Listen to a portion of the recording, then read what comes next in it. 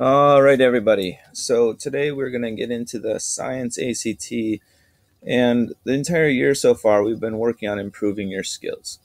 And we've been working on your ability to understand experiments, differing conflicting viewpoints. We've been focused on being able to read lots of different types of graphs and charts, analyzing that data, all that important stuff. We've been doing difficult things, and we purposely do those difficult things so that they'll challenge you. However, the ACT at times isn't just a measure of your skills. There is a little bit of a game component to it because it's timed, and that timing changes some rules. So, first thing I want to look at is what kind of score you're after. And again, an 18 is the score that I've felt like every single person is totally capable of getting, and I believe that with my whole heart. And an 18, if you have a decent GPA and some of the other things, you're going to get into college. You're going to be fine. Um, but there, it's totally doable to get a 20. And the national average and the state average is like a 21 or so. Um, but what we're going to shoot for, and again, you're going to have to do some of the harder questions if you're going to get into the mid 20s or higher. But what I want to try and focus on is trying to find the 20 easiest questions fast so that you can be confidently answering half of the test. And then if you have to guess on the other half, so be it. But let's not guess randomly on easier questions. Let's guess randomly on the hard ones.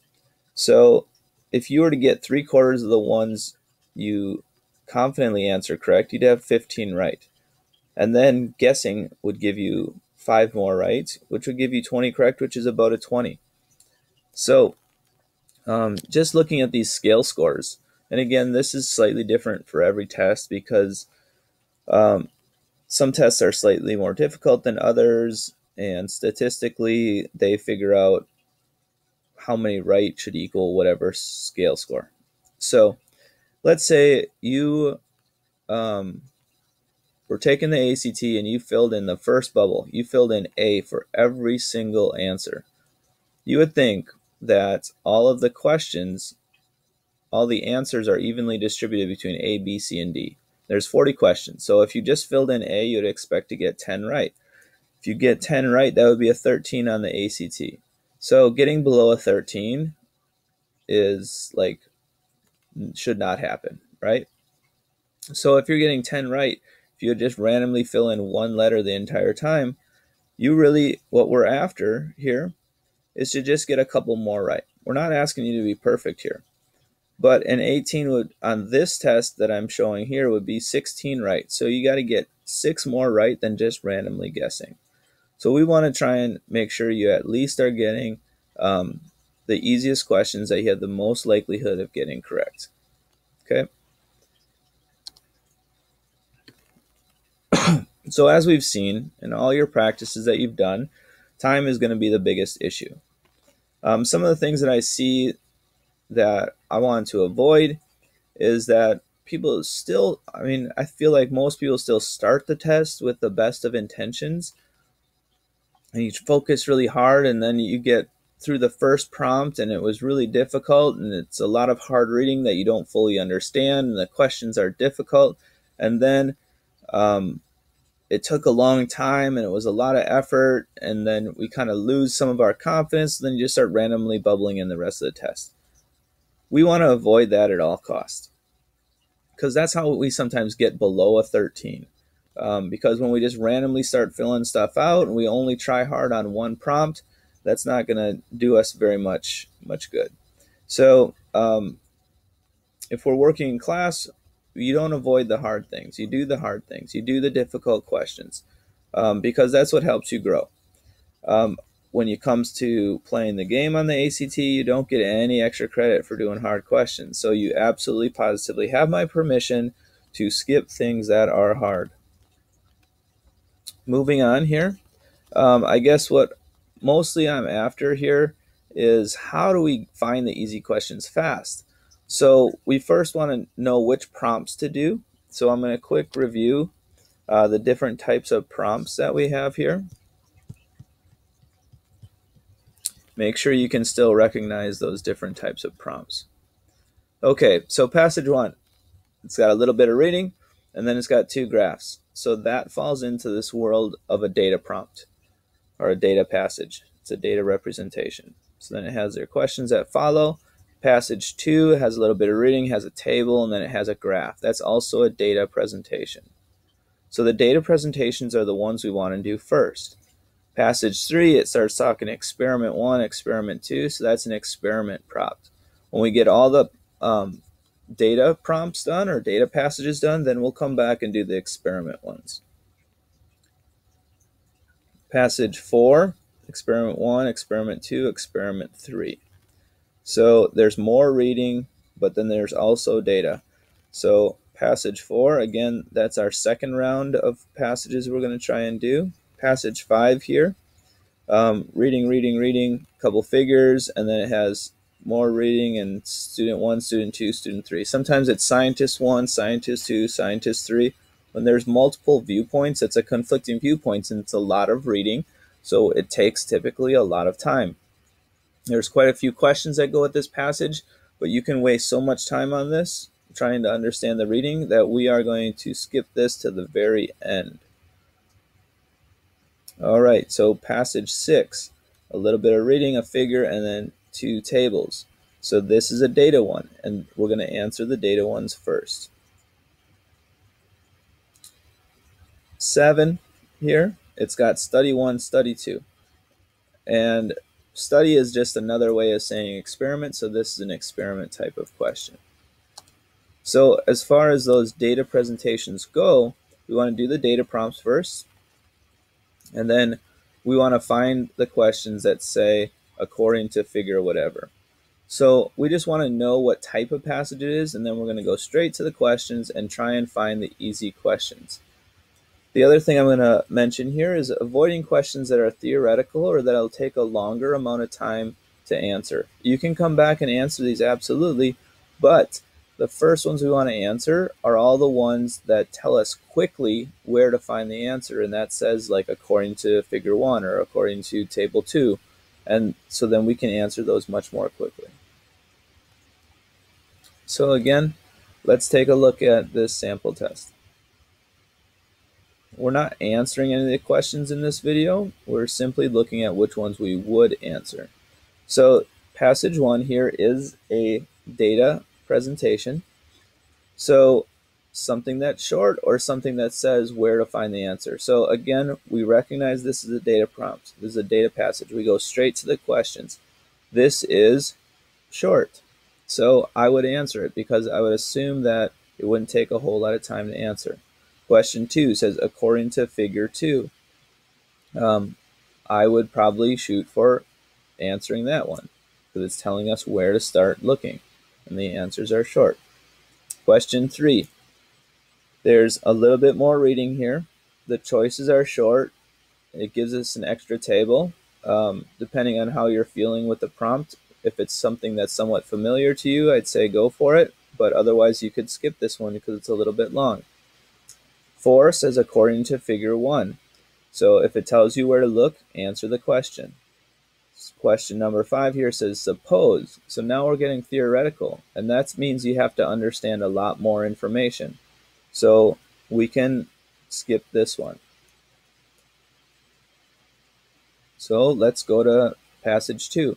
Passage 2 is a data one, so we're going to do this one right away. And do we answer number 6? And yes, we do.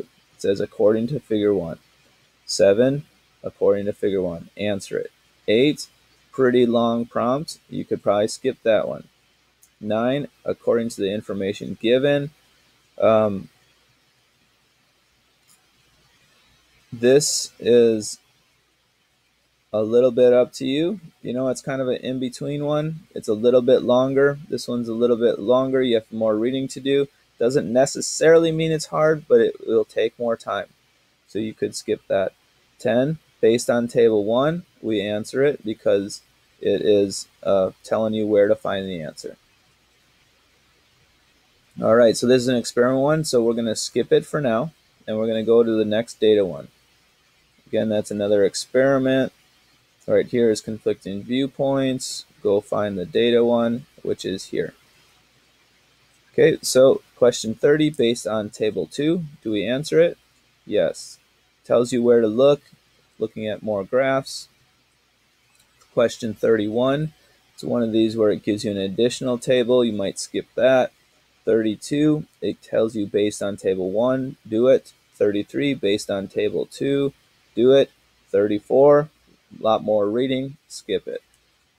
Okay, so now we just did the 3 data presentation prompts. So now,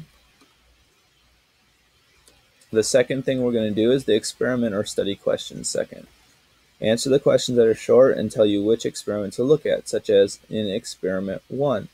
Avoid the student hypothesized questions. So let's take a look at this one and see if we can figure some of that out. So here is passage 3, experiment 1, experiment 2, and then we get into the questions. Question 11, in experiment 1, do it. It's short, it tells you where to look. 12, experiment 1 differed from experiment 2 in which of the following ways? It's pretty short. You have to use both experiments, but let me show you a little trick with the differ ones. So the same way I've set these up in the different practices, experiment 1 has a lot more detail, a lot more information, and then it has the results. Experiment 2 here, typically experiment 2 is identical to experiment 1, but then they change the independent variable. So tanks 1 through 4 were emptied, then experiment 1 was repeated in every respect but the following 4 guppies, and then it tells you what's actually different. So experiment 2, right in the little paragraph that follows where it has italicized experiment 2, it'll tell you it's doing the same thing as experiment 1, but then it'll tell you what the difference is, and then it gives you the results. So the experiment 2 part is typically much shorter, and that's where you're going to find the difference. So those types of questions would be worth doing. So you could answer that one. A student hypothesized. Look at all this reading. It takes too long. We skip it. Okay. 14. Consider the results of experiment 2. Okay, so now it's the results of experiment 2. You know where to look.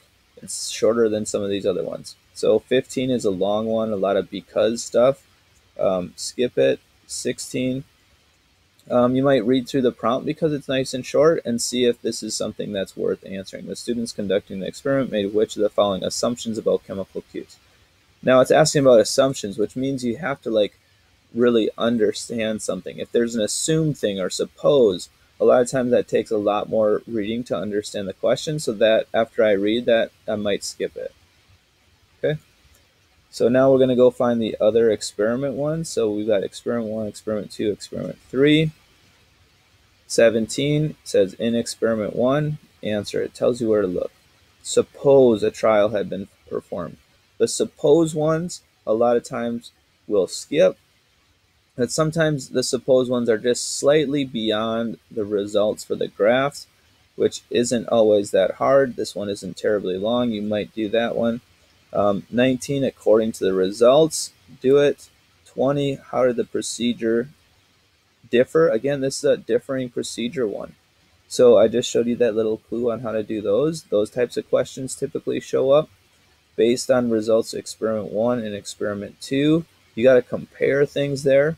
So that might take you a little bit more time, but depending on how far along in the test you are,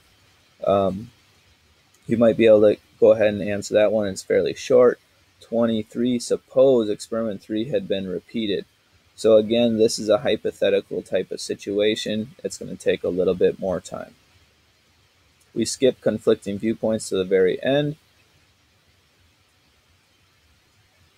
That's the other data one. And here's study 1, study 2. According to the results of study 1 at site 1, do this question. Okay, it tells you exactly where to look. Okay, so the average sediment accumulation rates, site 1, study 2, it's telling you where to look. Suppose questions, kind of skip those. According to the results of study 1 at site 2, do that one. 39, based on the information provided, Site 1 and Site 2. So might do that one, and in Study 2, it's a short one and it tells you where you're looking, so go ahead and do that one. And again, some of these questions, they're 36 through 40, but they might be some of the easiest questions on the test, so you want to make sure you're getting to those easy ones.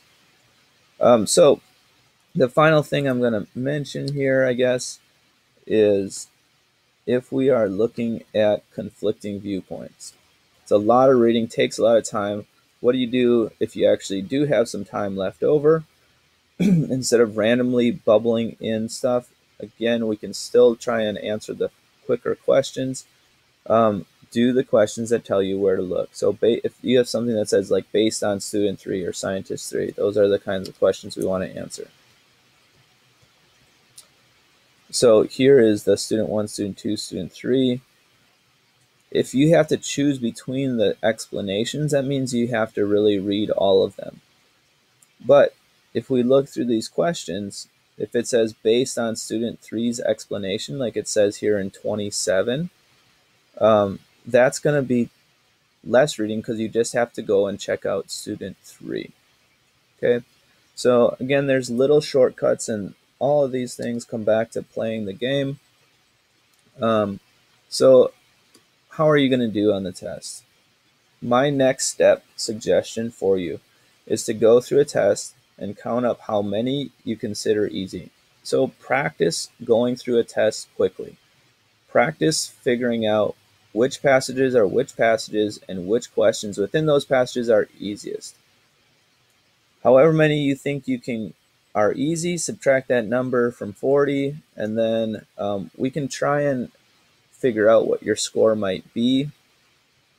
However many you think are easy, you could answer confidently, you multiply by 0.75. The ones you'd have to guess on, you multiply by 0.25. You take those products, convert your score. For example, if I went through and I picked 18 easy ones that I could answer quickly, and I had to guess on 22 of them, I'd have these two numbers. That would give me 19 correct, and I'd get a 20 on the ACT.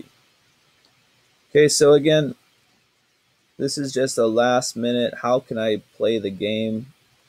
You guys have skills. We've improved your skills all year long. So now we just want your best performance that you can possibly get. I will take and move the December practice ACT that's in Google Classroom up to the top of that Google Classroom queue. So you can have a test that you can actually go through and try and look at the passages again and figure out the questions and how they ask them, and try and go from questions to figure out the easiest ones to answer. I also have another practice ACT if you want another one for this last day. Other than that, relax, stress is your friend, and just do your best.